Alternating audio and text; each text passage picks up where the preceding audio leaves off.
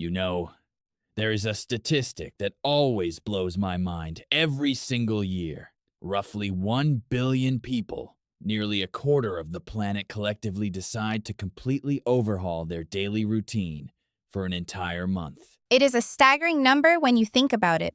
It is. And on the surface, if you ask the average person on the street what's happening, they'll usually say, "Oh, that's the month where Muslims don't eat." And while that's technically true, it feels like describing a marathon by saying, "It's just people running for a while." It misses the point entirely. That is the perfect analogy. Focusing only on the food is like looking at the casing of a phone and ignoring the complex software running inside. Ramadan is, in essence, a spiritual reset button. It's arguably the most intense period of self-discipline and introspection in the human calendar. That's what I want to dig into today. We have this source material that frames Ramadan not as a burden, but as a yearly invitation. I want to understand why. Why is there this need to pause normal life? And specifically, I want to unpack this concept of taqwa that keeps coming up in the texts. Absolutely. Because if you don't understand taqwa, you don't understand Ramadan. So, let's start there. The basic definition is clear. Fasting from dawn to sunset. No food, no water, no marital relations. But the source material says the purpose is taqwa. How do you translate that? God consciousness? God consciousness is the standard translation, yes, but let's try to make it more visceral. Imagine you're driving on a highway. You've driven this route 1,000 times. You zone out. You're on autopilot. You arrive at your destination, and you don't even remember the drive. I do that constantly. It's scary how much of life is on autopilot. Exactly. That is our normal state. We are busy, distracted, scrolling through feeds, reacting to notifications. Taqwa is the moment you snap out of it. It's hyper-awareness. It is living with the constant, conscious realization that Allah sees me. Allah knows what is in my heart right now. So, the hunger acts as the alarm clock? Precisely. That is the genius of the physical mechanism. You reach for a glass of water out of habit, and your brain stops you. No, not now. I am doing this for a higher purpose. That split-second interruption breaks the autopilot. It forces you to be present. You are building a muscle of resistance against your own impulses. That's a fascinating way to look at it. It's almost like cognitive behavioral therapy, but on a spiritual level. You're interrupting the stimulus-response loop. It is. And that leads to the second layer. If you can control your most primal survival instinct, the drive to eat and drink, you realize you can control other things too. The source mentions that Ramadan isn't just about the stomach. It's about the tongue and the heart. Right, the fasting of the limbs. Yes, if you are starving yourself, but you're still lying, backbiting, or exploding in anger, you're missing the point. You're just hungry and grumpy. The goal is to prove to yourself that you are the master of your impulses, not the slave of them. It's interesting you mention that. Because in a world of instant gratification, Uber Eats, TikTok, Amazon Prime, we are so unused to saying no to ourselves. We are addicted to comfort. Ramadan is a deliberate intrusion of discomfort. And in that discomfort, you find clarity. The source material lists 5 reasons why this month is important. And one of the biggest is gratitude. You know, we ignore blessings until they are gone. That's the classic, you don't know what you've got till it's gone. But usually, you have to lose something permanently to learn that lesson. In Ramadan, you lose it for 14 or 15 hours. When you take that first sip of water at sunset, what they call iftar, it tastes like the most incredible drink in the world. You suddenly realize that a glass of water is a miracle. It recalibrates your baseline for happiness. Completely. And that spills over into empathy, which is another huge pillar here. When you feel that pang of hunger, it stops being a theoretical concept. You realize, wait, there are millions of people who feel this sensation every single day, and they don't have a guaranteed meal at sunset. It moves empathy from the head to the gut. Literally. And that is why charity or sadaqah and zakat spike so heavily during this month. It's not just guilt, it's a visceral understanding of need. You become softer. The source material uses a beautiful phrase, lighter in the soul. You're physically lighter, perhaps, but the spiritual heaviness of indifference is lifted too. I want to pivot slightly to the month of the Quran aspect. I think for people looking in, the connection between fasting and a book isn't immediately obvious.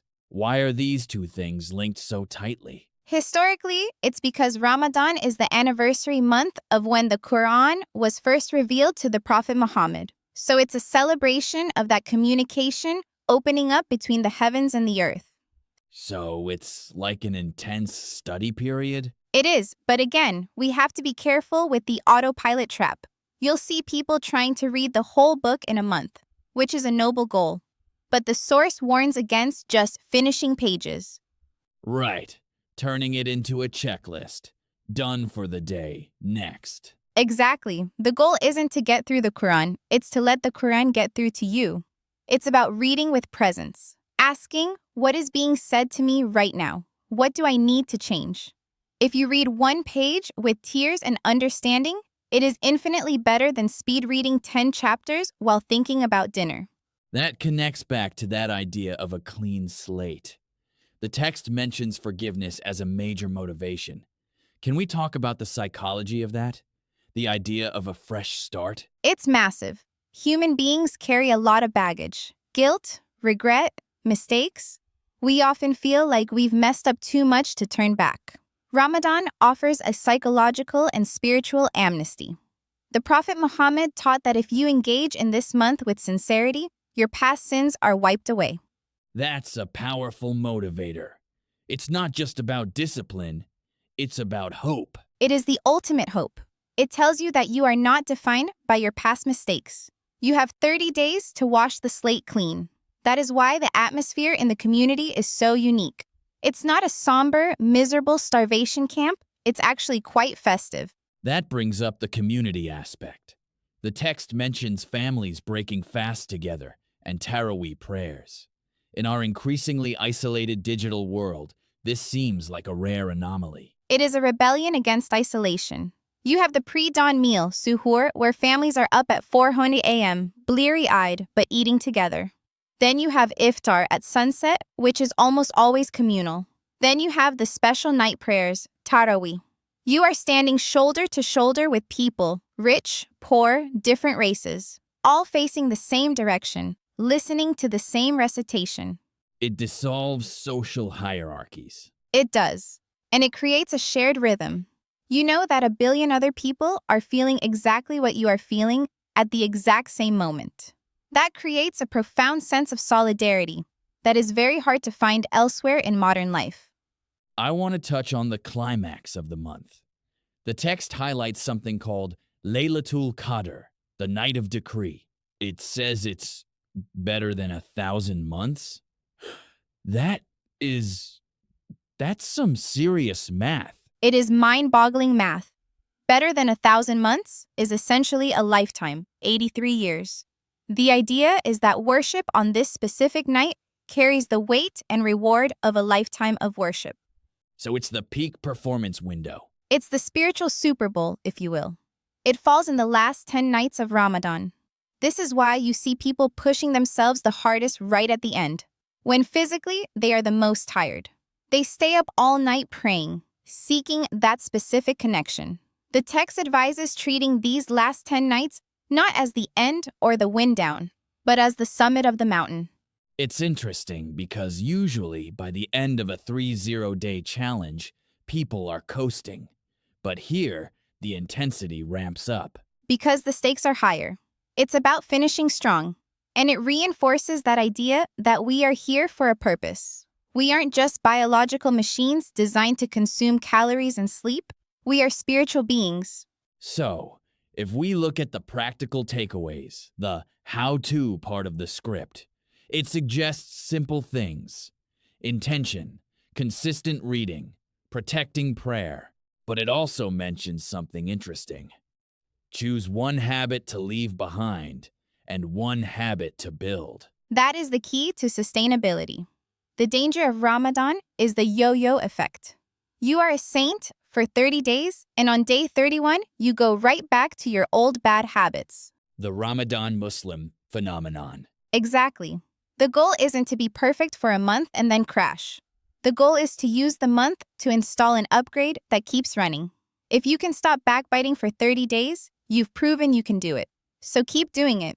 If you can wake up early for prayer, keep doing it. It's about shifting the trajectory of your year, not just pausing it.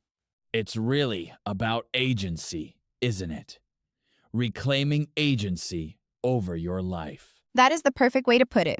We think freedom is doing whatever we want, whenever we want. But Ramadan teaches that true freedom is the ability to control what you want, to say no to your desires because you are committed to something higher. I love that distinction.